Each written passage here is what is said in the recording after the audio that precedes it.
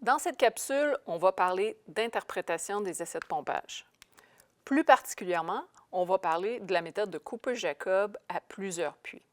Donc, un peu comme la méthode de Cooper-Jacob classique ou standard, si on veut, cette méthode-là utilise des données mesurées pendant un essai de pompage, mais cette fois-ci, au lieu d'utiliser juste un point et de regarder comment le rabattement varie en fonction du temps, donc, le rabattement, c'est la baisse du niveau de la nappe qui est induite par le puits qui est pompé.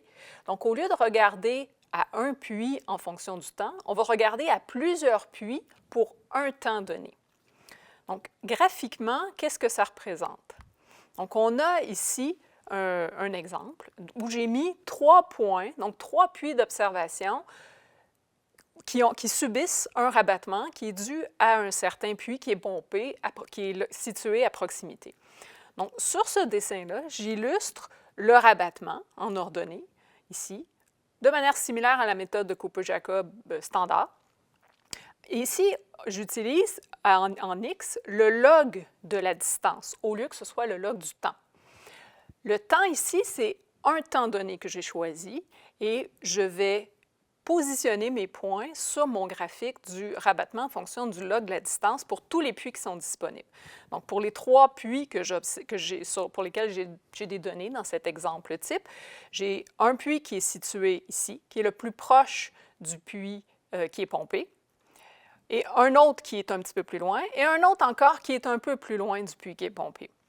Donc, ces puits-là doivent réagir de manière à nous démontrer que les hypothèses qui étaient bonnes pour l'équation de Cooper-Jacob de base sont encore bonnes. Donc, on doit avoir un rabattement qui varie selon la distance suivant l'équation de Thèse, et on doit être dans un milieu qui est homogène et isotrope. On doit aussi avoir un terme U qui est plus petit que 0,05. Vous vous souviendrez, c'est la simplification de l'équation de Thèse qui nous a permis d'arriver à Jacob. Donc, sur ce dessin où j'ai mes 3 points, les 3 points réagissent selon les hypothèses, donc tout va bien. Je dois tracer la meilleure droite qui va représenter ces points. Donc, je trace une droite, la droite qui est en rouge ici, qui traverse tous les points. Je vais ensuite calculer la pente de cette droite, un peu comme on l'a fait avec la méthode Cooper-Jacob standard, mais ici, avec plusieurs puits pour un temps donné. Donc, la pente va se calculer en faisant la différence entre 2 points sur ma droite, donc les S1 moins S2, et donc deux ordonnées, et au dénominateur de mon équation, 2 points sur la courbe des abscisses. Donc, le log de R2 moins le log de R1. En fait, cette façon de calculer la pente est toujours la même. C'est un changement sur l'ordonnée divisé par un changement sur l'abscisse. Donc, qu'est-ce que je fais une fois que j'ai mis mes points et que j'ai calculé ma pente? Donc là, je vais pouvoir utiliser l'équation de Cooper-Jacob pour en déduire la transmissivité et le coefficient d'emmagasinement, mais en considérant ici que j'ai la variante pour plusieurs puits par opposition à celle avec un seul puits. Donc, la démonstration complète se retrouve dans vos notes de cours. Vous pourrez aller la consulter. Ici, ce que je vais faire, c'est que je vais prendre la démonstration en cours de route pour vous montrer comment calculer le T et le S. C'est toujours l'objectif d'une interprétation d'un essai de pompage, c'est de déterminer les propriétés des matériaux. Donc, pour calculer la transmissivité, pour commencer, je vais faire la différence entre 2 rabattements. Donc, je vais écrire ici S1 moins S2, ça va être égal à 0,366 Q sur T fois le log de R2 moins le log de R1. Alors, si vous regardez l'équation ici, vous regardez l'équation sur le graphique, vous voyez une similitude.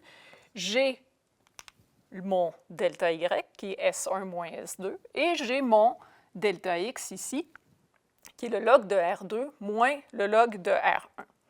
Autrement dit, si je mets ce terme-là en dessous ici, je vais calculer ma pente.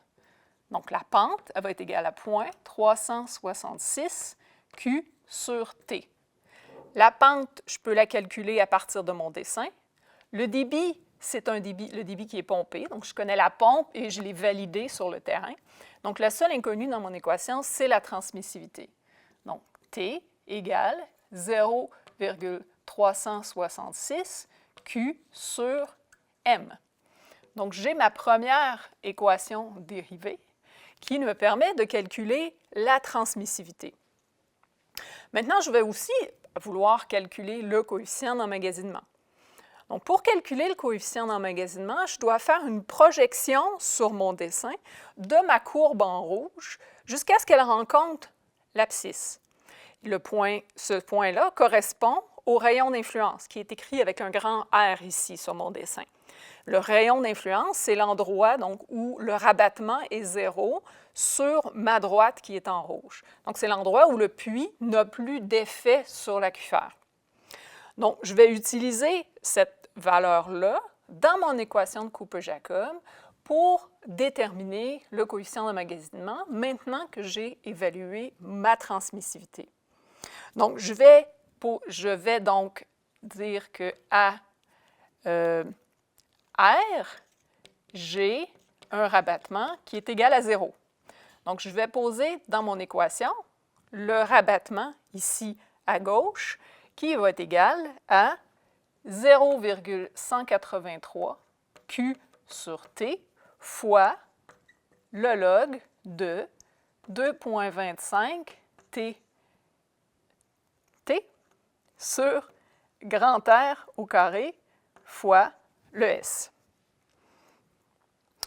Je vais pouvoir interpréter cette équation-là, maintenant que je connais la transmissivité, de manière à calculer le grand S. En fait, si je simplifie cette équation-là, où je connais le débit, je connais maintenant le T, je sais à quel temps j'ai observé mes points sur mon graphique qui est ici à droite. J'ai pu évaluer mon rayon d'influence et la seule inconnue qui me reste, c'est le grand S. Donc, si je simplifie cette équation-là, et encore une fois, la démonstration se trouve dans les notes de cours, je peux écrire que le coefficient d'emmagasinement, c'est 2,25 TT divisé par R carré. Donc, ça, c'est la deuxième équation qui me permet de finir l'interprétation de mon essai de pompage. Donc, c'est relativement simple. On doit d'abord tracer un graphique du rabattement en fonction du log de la distance avec plusieurs puits. On trace la meilleure droite. On est capable de calculer la pente de cette droite. On en déduit la transmissivité. On évalue à partir de la droite le rayon d'influence du puits. Et on peut donc en déduire par la suite le coefficient d'emmagasinement. Donc, c'est en quelques mots la méthode d'interprétation d'un essai de pompage par Cooper-Jacob lorsqu'on utilise plusieurs puits.